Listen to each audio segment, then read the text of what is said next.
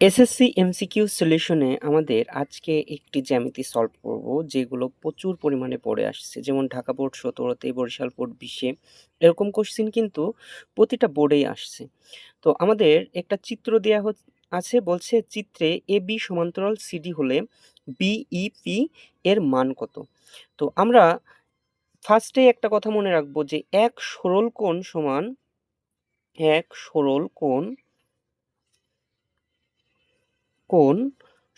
১৮০ degree. এই কথাটার উপর ভিত্তি করেই কিন্তু আমরা প্রতিটা অঙ্ক সলভ করতে পারবো। তো এক সরল কোণ মানে কি?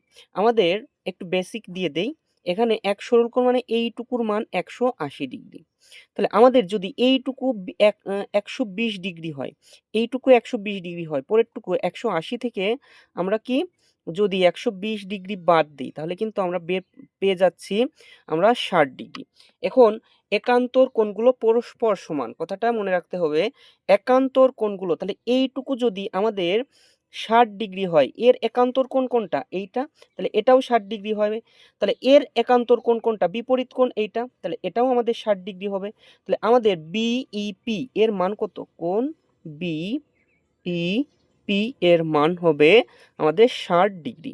তো এটাই ছিল আমাদের প্রদত্ত অঙ্কের অ্যান্সার। তো অতি সহজে তোমরা কিভাবে অ্যান্সারগুলো বের করতে পারো সেটাই কিন্তু আমি দেখিয়ে দিলাম। এর জন্য সাবস্ক্রাইব করতে হবে শক্তি প্রণয় চ্যানেলকে।